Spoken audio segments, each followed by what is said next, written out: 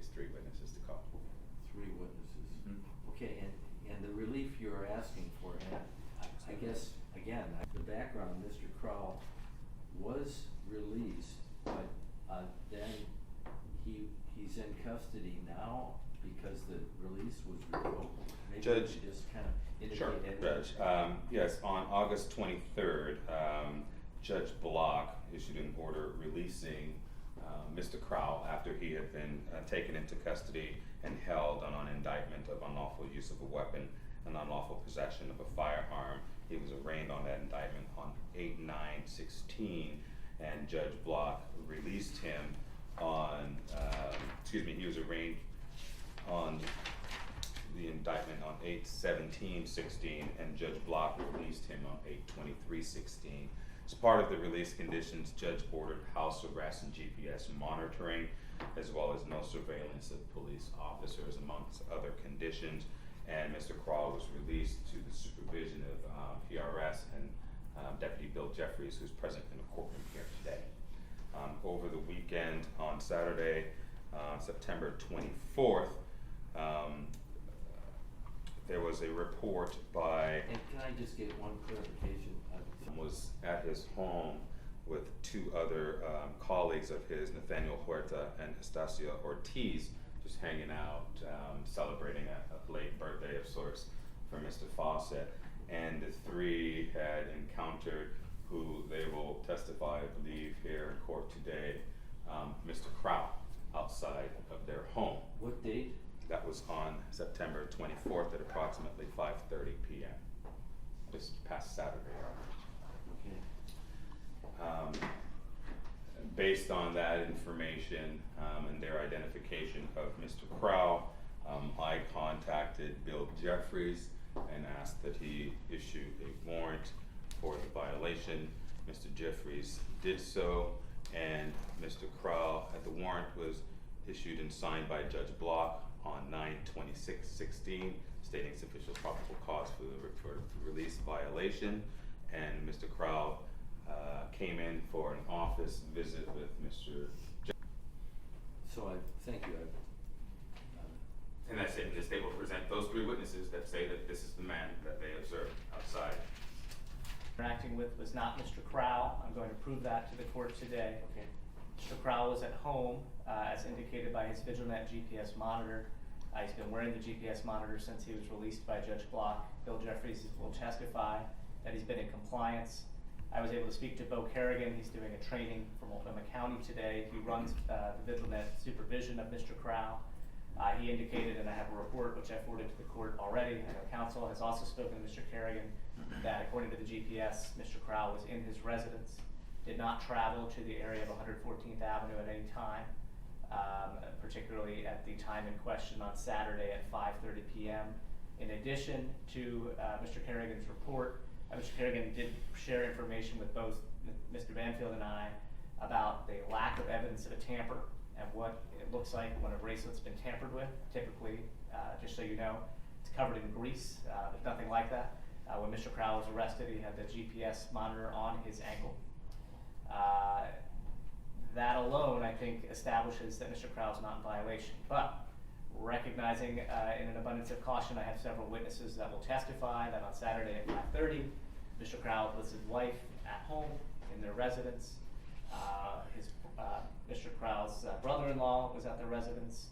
A couple of neighbors witnessed Mr. Crowl at the residence. And then I think part of the state's presentation is that they observed Mr. Crowl with his family. Mr. Crowl's son is here to testify that he was actually in McMinnville with his mother, who is divorced from Mr. Crowl. I think I also have Destiny Lemko was Mr. Crowl's surveilling or stalking of police. It's a misunderstanding. It's unfortunate that Mr. Crowl's now been in custody for 4 days because of this, but it's absolutely a case of mistaken identity. Mr. Swansea, so To testify about how Mr. Crowl's done on supervision, I'll have Destiny Lemko testify. I may have his son testify, my client's son testify. I could have up to 7 witnesses, Your Honor.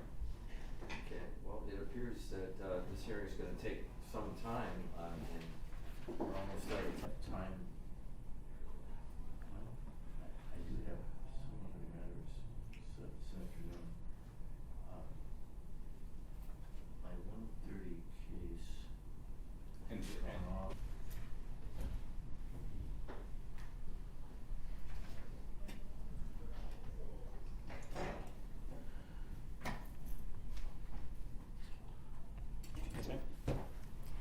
the penalty of perjury, do you solemnly swear or affirm that the testimony you are about to give in this is your first and last name for the record? Yes, ma'am. First name is Nathaniel, Nathaniel. Last name is Huerta, Huerta. You may proceed. And Mr. Huerta, how are you currently employed as Mr. Eric Crowl, is that correct? Yes, sir. And tell us, when did you first encounter this individual that you later identified as Mr. Crowl? What were the circumstances? Where were you? What was his contact? Sure. So we were sitting in the garage, and I was towards the outside, towards the driveway, and saw three people walking down the street, an older man and a woman, an adult woman, and a late teen young man. And they walked by the house, heading down the hill towards the end of the cul-de-sac. And that's when I first saw him, noticed him walking by, and the person was posturing towards us. And so that caught my attention. And what do you mean posturing? By posturing, so if I were a normal person walking down the street for the purposes of getting to whatever my destination might be, my body would be oriented in a fashion of my interest. So I'd be walking, facing the end of the street. When this person walked by, they were turning their shoulders towards us and observing what we were doing. So that caught my attention. So to me, that told me that somebody was paying attention to me. So I should, in fact, return that and pay attention back to this person. And about how So, far... Mr. Banfield, if you're not at a stopping point, you need to get to one. Excuse me? We need to take our But this is as 12 good as the o'clock place to recess. take a break. Okay, Judge. we'll continue then after noon recess. Am I clear out this again? Yes. Awesome. Thank you.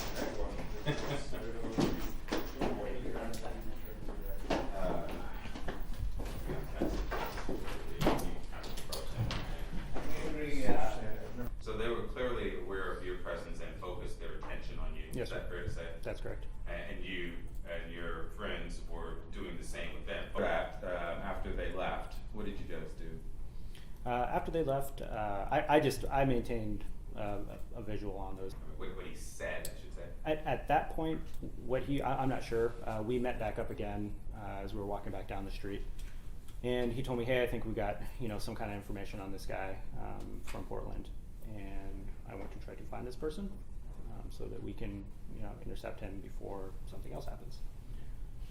And did, Prior to showing you a photograph of Mr. Crowl, No, sir. they just said, "Is this the guy?" Yes, sir. And they only showed you one photograph. One photograph. All right. What's your error rate in eyewitness identification? I couldn't state what my error rate is. And then in terms of your colleagues, were they drinking alcohol? Mr. Fawcett was. Ortiz does not drink. All right. And then profile media case involving the Malheur wildlife occupation in Harney County, right? I am? Yes. Incorrect. Okay. Are you doing security across the street at the federal courthouse? No, sir. Okay. Where are you doing security? I work for the federal. Please spell your first and last name for the record. My first name is Eustacio, spelled Eustacio. Last name is Ortiz, Ortiz. You may proceed, Mr. Banfield. Mr. Ortiz, how are you currently employed? I work as a security contractor for the Homeland Security. Okay. And I know it's kind of weird, but the judge is the person that needs to, I'm working at ICE right now. and just doing security work. Yes, sir. Yes, sir. Once again, I couldn't give you a time, but I noticed when he first walked past the house coming from the main street and then going down the cul-de-sac. And where were you at that time? I was standing in the middle of the garage. Why don't you explain for us exactly what his actions were, if any interaction you had with him at that time that you encountered him?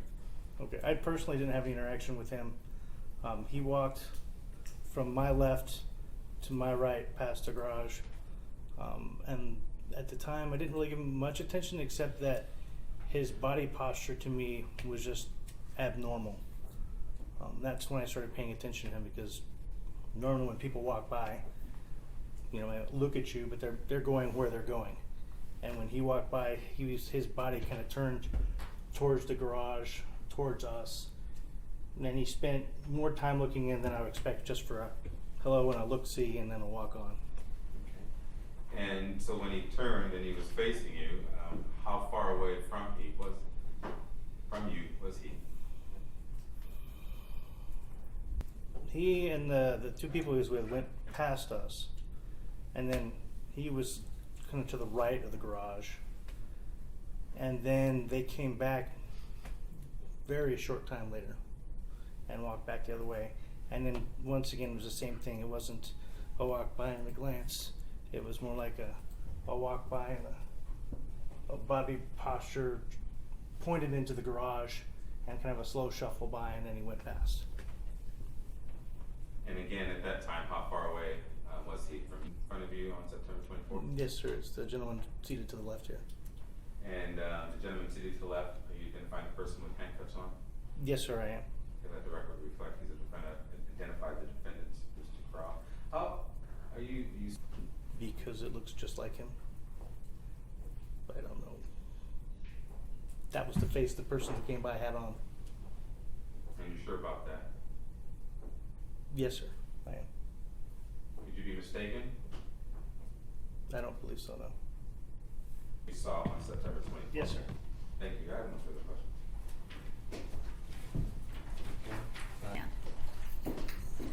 And please remain standing and raise your right hand. Under the penalty of perjury, do you solemnly swear or affirm that the testimony you are about to give in this case shall be the truth, the whole truth, and for the record? First name is Colin, C-O-L-I-N. Last name is Fawcett, F-A-W-C-E-T-T. You may proceed, counsel. Thank you.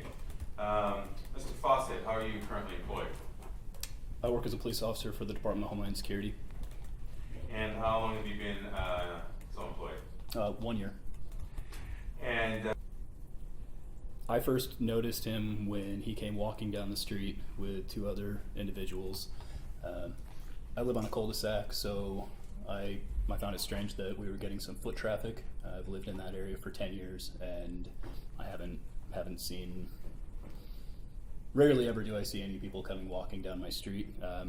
My initial assumption was because my neighbor's house is for sale that they were coming to look at the house.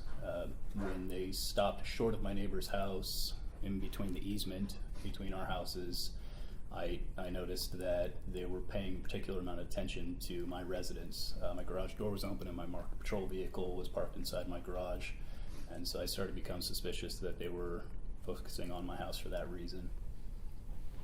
And how would you best describe their behavior that caused suspicion? They appeared uncomfortable, like they were trying to conceal their actions or didn't want what they were doing to be known. They appeared to be focusing on what was in my garage, but were trying to do it in a manner that was discreet, and that was alarming to me. And do you recall about what time of day this was? Of what was occurring at my house. So, when you first encountered... Stopped and then turned back towards my house and repositioned himself. I don't recall exactly what I was doing. I believe we were discussing a motorcycle that I had just gotten, and I was standing right. I was capable of housing one standard sized vehicle. Okay. And was there any obstruction between you and Mr. Crowl? No, Counselor. And do you have an unobstructed view of his face? I did. And when here today that you saw in front of your home on Saturday? I do, Counselor. And can you please identify him for the record? Mr. Eric Crowl. The gentleman here with the jail blues and handcuffs? Correct. Let the record reflect he's identified as defendant Mr. Crowl. Based on his complexion, his facial hair, his stature.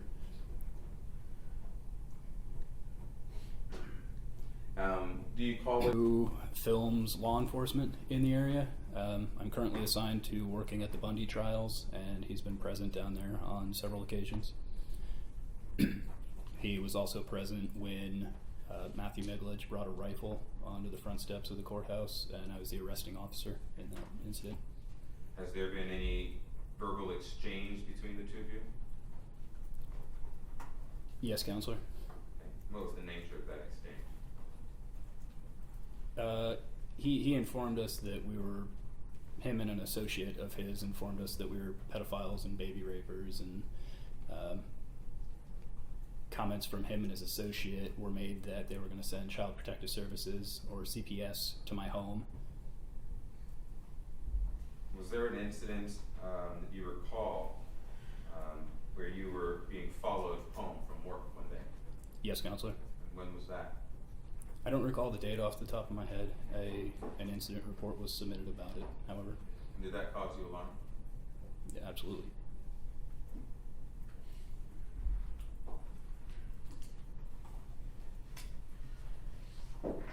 After you looked at the photos, I don't recall the logo on the hat or the shirt. I'm asking, did one exist or were they blank? I don't recall, Counselor. Okay.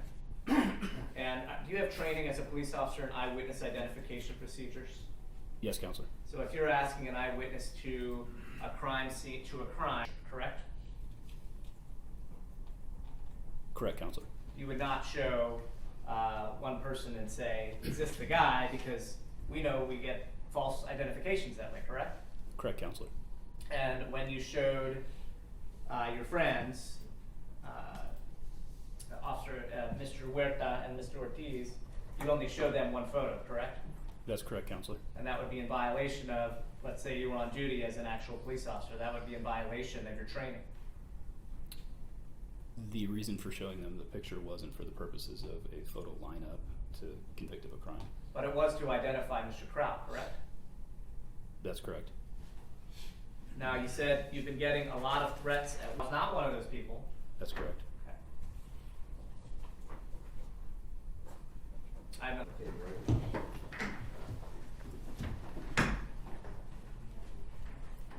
And please state and spell your first and last name for the record. My name is Bill Jeffries. First name is B-I-L-L. Last name is Jeffries, J-E-F-F-R-E-Y-S. You may proceed, Counsel. Thank you, Your Honor. Mr. Jeffries, can you tell Judge LaBar what you do for a living? I'm a release officer for the pretrial services program. And how long have you been doing that? Approximately 3 years. That you wanted Mr. Crowl to abide by? House arrest was actually the judge's idea, but that was what was ordered. It was GPS monitoring. That was one of my recommendations, as well as no contact with any law enforcement or having any, in regards to like stalking or observing or recording, no ballistic vests, no weapons, that sort of thing. And with the obligations you put upon her? He's been in compliance and pretty tentative. There was one day, I believe it was on a Wednesday, he forgot to call in before 5 o'clock. And so he actually called my work cell, which I carry with me at this time. After hours, he called, I think, about 15 minutes after that, and apologized and was scared that something had gone wrong, and he wanted to make sure he was okay, that he was checking in. And while we're discussing that, let's cover the sum total of every single a model probationer in terms of complying with his release obligations. He's been compliant, and his attitude has been appropriate. There's been no resistance from him, no attitude, no difficulty. We have all observed that. My supervisor and the other officer that I work with, we have not observed any difficulty when he reports. He's been amenable to suggestions in regard to following through with everything that he's supposed to on pretrial. He's not been guarded in any way. He's not been resistant. Every question I ask, he will answer. It's not been difficult. There's not been any resistance to my knowledge or my experience. And have you done a home visit of his dwelling? And that would be a violation, and you would have police on the way. Correct. You did not, on September the 24th, have any indication that Mr. Crowl left his residence, which is not anywhere near 114th Avenue. I never received any indication. I never received a call from RECOG, and my phone was with me at all times, my work phone, that is synced with that information. So we never received any information that there was a breach or a leaving of the address or anything like that. Now, is it possible I that have some technical questions, but There have been 2 cases that I know of that has been taken off without breaking it. Okay. The one case I think that was mentioned earlier, where there was, or maybe we talked about the outside of it. All of us did, where there was lots of grease and the lady was able to grease it and slide it off of her foot. Another case where an offender on supervision was able to slide it off. He put it on I think we might have been talking about this. I'm not sure it was the DA or the defense counsel, but actually put it on a rotating fan in the ceiling so it would continually look like it was moving. Those are the only 2 instances I know. That's 2 out of how many? Well, in relation to all of us at PNP, we could be talking thousands. I don't. Okay. But again, I'm no expert.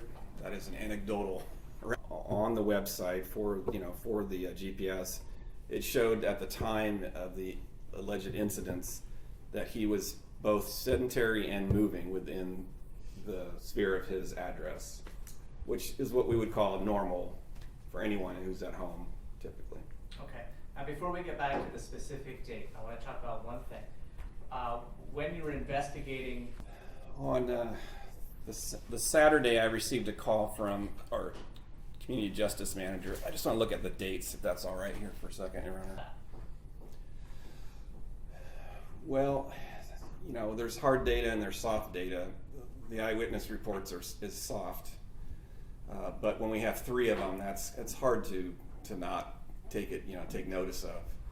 So at the time, the idea was, it's possible that maybe the bracelet had been slipped off. I don't know. It's a possibility, not necessarily a probability, but it was a possibility. With that in mind, and 3 eyewitness accounts, particularly people who are working in the federal government, that was relayed to me. One of them was an officer, or they believe they called him an inspector at the time. That's what the sergeant called it.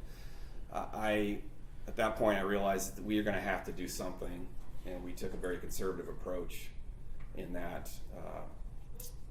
Mr. Banfield said, "I'd like you very much to arrest this person on Monday, get that warrant, and have it taken care of." I agreed with them. Monday morning we did that. After it had been tampered with, if they had any evidence of that. I'd also say to be looking at any witnesses that were contrary to the affirmative witnesses that were here today already. I'd say putting all that together, one would make the most.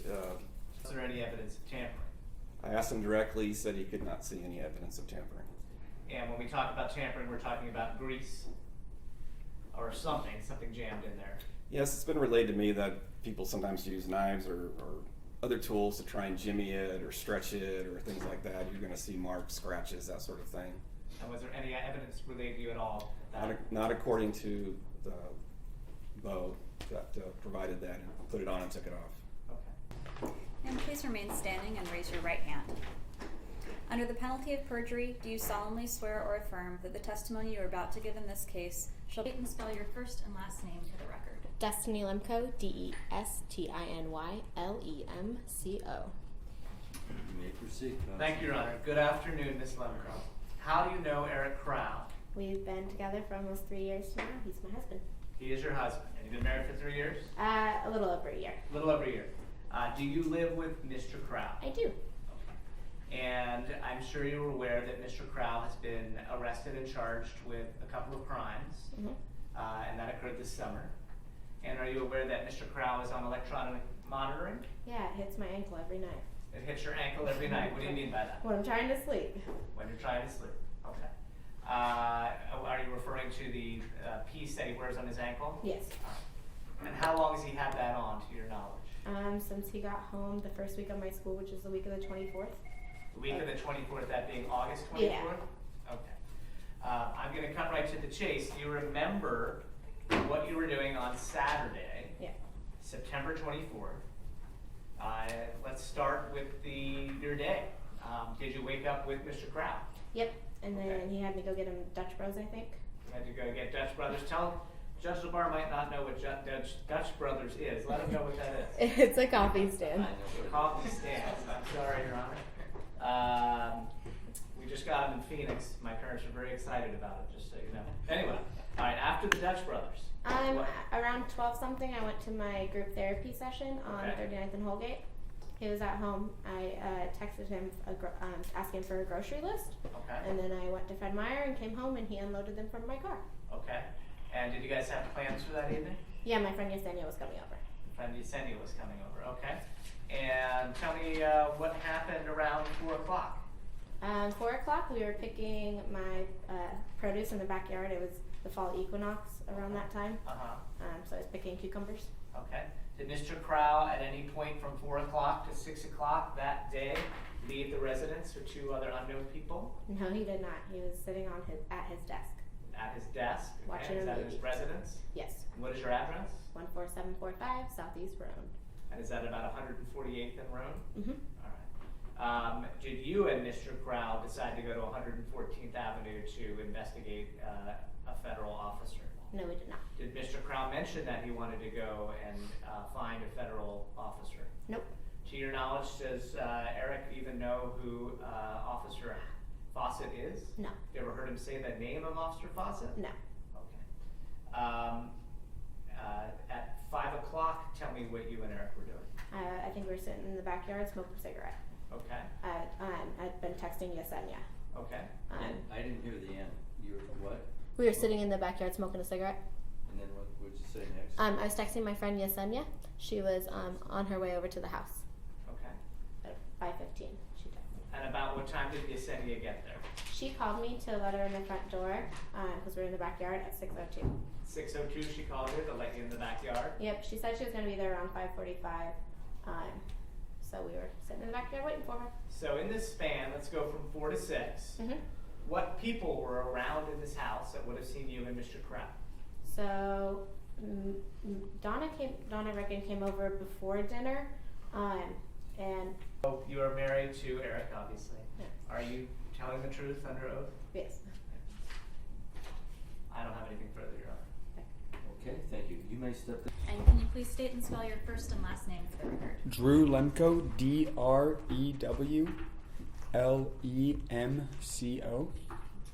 You may proceed. Thank you, Your Honor. Good afternoon, Mr. Lemko. How are you today? Well enough. Is this your first time testifying in court? Yes. Okay. How do you know Eric Crowl? He is my brother-in-law. All right, and how long have you known him? 3 years or so. All right. And where do you live? I live in his home Okay, how long have you been living with him? since beginning of September, Okay. just when all this started. Okay. And she's gonna adjust that microphone so we can get you on the record there. You don't need to talk right into it, but we just wanna make sure you get your voice there. Now, you're here to test for Saturday, which at this point today's Thursday, would have been the 24th last week. Yes. Right.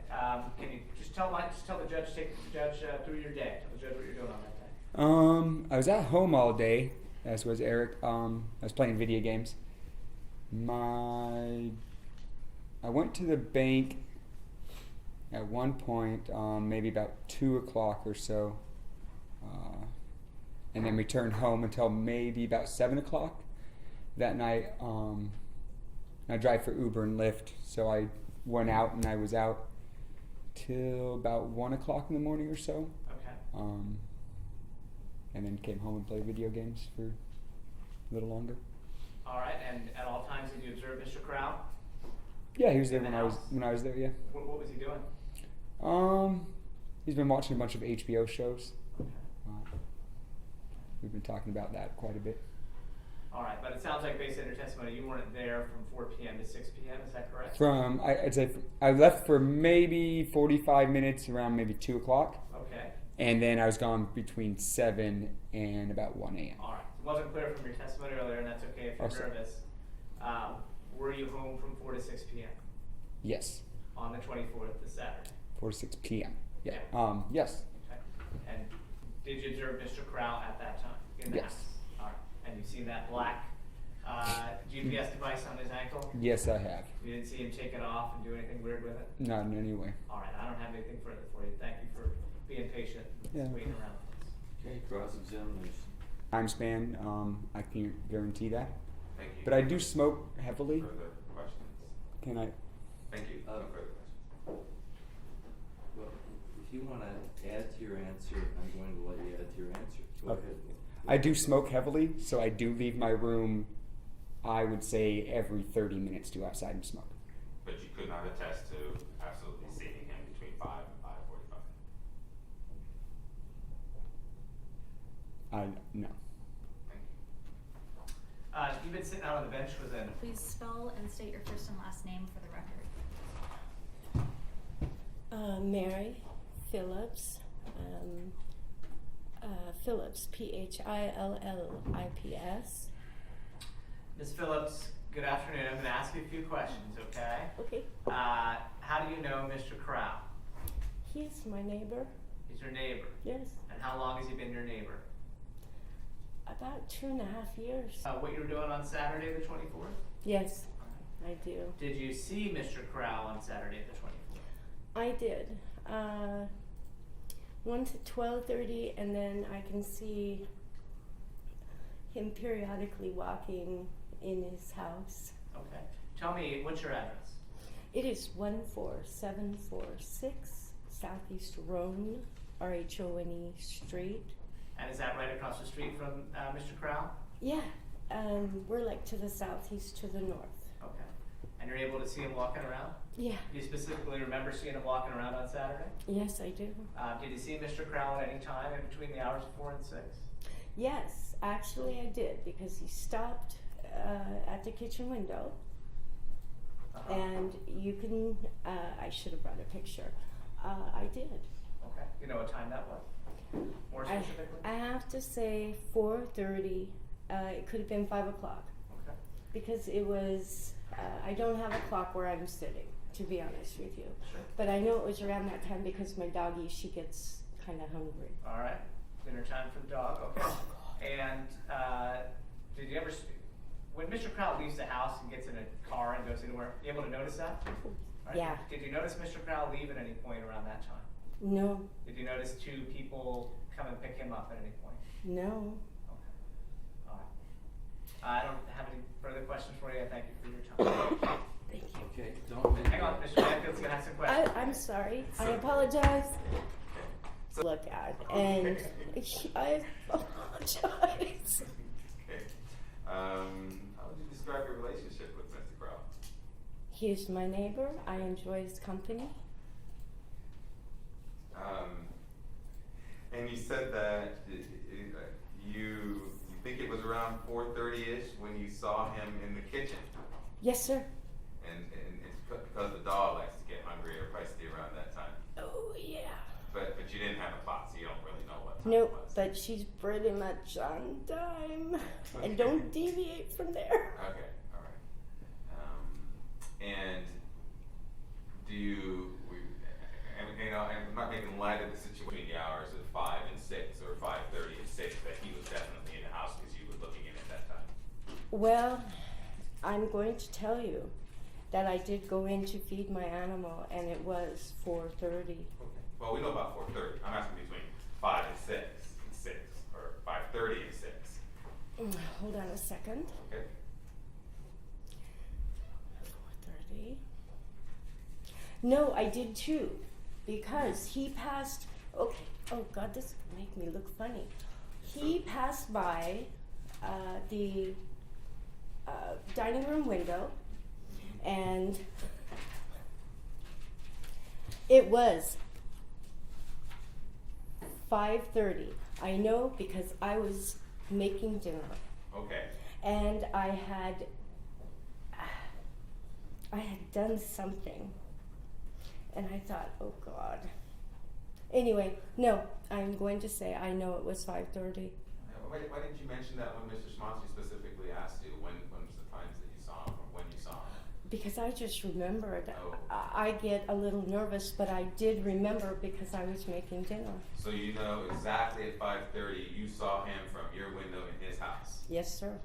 And it's because you always make dinner at 5:30 every day, or you looked at the No. clock this time? I had to watch the clock because I had potatoes, and I don't want them to burn. Okay. So did you put the potatoes on, look at the clock, and look into his house, or did you put the potatoes